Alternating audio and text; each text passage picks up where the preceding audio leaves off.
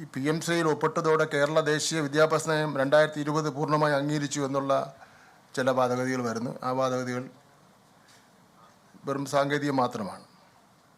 ഇത് സാങ്കേതികം മാത്രമാണ്. ഒന്നാമതായി 2022 ഒക്ടോബർ മുതൽ തന്നെ സമഗ്ര ശിക്ഷാ പദ്ധതിയെ NEP നടപ്പാക്കാനുള്ള ഉപാധിയായി കേന്ദ്രം പ്രഖ്യാപിച്ചിരുന്നു. ഫണ്ട് വാങ്ങുമ്പോഴും കേരളം 2023 വരെ ആ ഫണ്ട് വാങ്ങുമ്പോഴും കേരളം നമ്മുടെ സംസ്ഥാന താല്പര്യങ്ങൾക്കും വിദ്യാഭ്യാസ മൂല്യങ്ങൾക്കും അനുസരിച്ചാണ് പദ്ധതികൾ നടപ്പാക്കിയത്. അതേ നയം മാത്രമേ ഇപ്പോഴും തുടരുന്നുള്ളൂ. രണ്ടാമതായി ഉന്നത വിദ്യാഭ്യാസ വകുപ്പ് PM ഉഷ പദ്ധതിയിൽ ഒപ്പിട്ടതും NEP നടപ്പാക്കാമെന്ന വ്യവസ്ഥയോടെയാണ്. എന്നിട്ടും കേരളത്തിൻ്റെ ഉന്നത വിദ്യാഭ്യാസ കമ്മീഷൻ റിപ്പോർട്ടിൻ്റെ അടിസ്ഥാനത്തിലുള്ള നമ്മുടെ സ്വന്തം കാഴ്ചപ്പാടാണ് ഇവിടെ നടപ്പിലാക്കുന്നത്. കേന്ദ്ര നയം 30% പോലും നടപ്പാക്കിയിട്ടില്ല ഉന്നത വിദ്യാഭ്യാസ വകുപ്പ്. മൂന്നാമതായി NEP 2020 പറയുന്ന പല കാര്യങ്ങളും, ഉദാഹരണത്തിന് പ്രീ പ്രൈമറി വിദ്യാഭ്യാസം, അധ്യാപക ശാക്തീകരണം, 100% എൻറോൾമെൻറ്റ്, ത്രിഭാഷാ പദ്ധതി, കേരളം പതിറ്റാണ്ടുകൾക്ക് മുമ്പ് തന്നെ ഇതെല്ലാം നടപ്പിലാക്കിയ കാര്യങ്ങളാണ്. ഇക്കാര്യത്തിൽ നാം NEPയേക്കാൾ ബഹുദൂരം മുന്നിലാണ്. പാഠ്യപദ്ധതിയുടെ വർഗീയവൽക്കരണത്തിന് പിന്നിൽ നിന്നുകൊടുക്കുന്നതിന് വേണ്ടി കേരളം തയ്യാറായിട്ടില്ല. അതിൻ്റെ സത്യസ്ഥിതി എന്താണ്?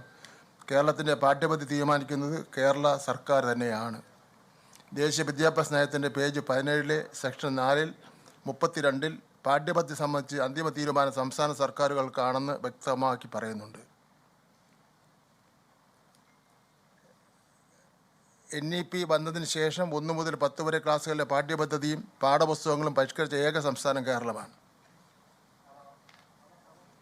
മതനിരപേക്ഷത, ശാസ്ത്രചിന്ത, ഭരണഘടനാ മൂല്യങ്ങൾ എന്നിവയിൽ ഊന്നിയ പാഠ്യപദ്ധതിയാണ് നാം ഒരു വ്യാഴവട്ട കാലത്തിന് ശേഷം പാഠ്യപദ്ധതി പരിഷ്കരിച്ചതിലൂടെ നടപ്പാക്കിയത്.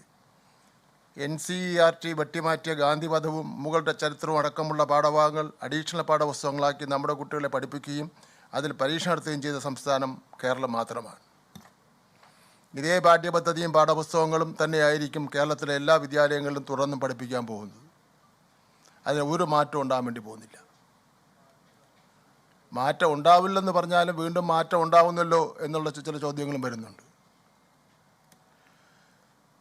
ഫെഡറൽ തത്വങ്ങൾ അടിയറ വച്ചു എന്നുള്ള ചില സംശയങ്ങളുണ്ട്. അത് തെറ്റാണ്. ഫെഡറൽ തത്വങ്ങൾക്ക് വേണ്ടിയുള്ള പോരാട്ടത്തിൻ്റെ ഭാഗമായിട്ടാണ് ഈ തീരുമാനം. ഡൽഹിയിൽ ചേർന്ന NCERTയുടെ ജനറൽ ബോഡി യോഗത്തിൽ 20 സംസ്ഥാനങ്ങളിലെ മന്ത്രിമാരുണ്ടായിരുന്നു, വിദ്യാഭ്യാസ മന്ത്രിമാർ. കേന്ദ്രത്തിൻ്റെ തെറ്റായ നയങ്ങൾക്കെതിരെ സംസാരിച്ചത് കേരളത്തിൻ്റെ വിദ്യാഭ്യാസ മന്ത്രി മാത്രമാണ്.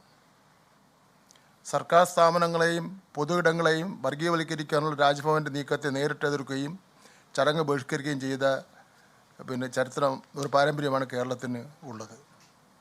കേന്ദ്ര സംസ്ഥാന ബന്ധങ്ങളെക്കുറിച്ചും ഗവർണറുടെ അധികാരങ്ങളെക്കുറിച്ചും നമ്മുടെ പാഠപുസ്തകങ്ങൾ ഉൾപ്പെടുത്തി പ്രഖ്യാപനം മാത്രമല്ല ഭരണഘടനാ മൂല്യങ്ങൾ ഉയർത്തിപ്പിടിക്കുവാൻ ധൈര്യം കാണിച്ച സംസ്ഥാനമാണ് നമ്മുടേത്.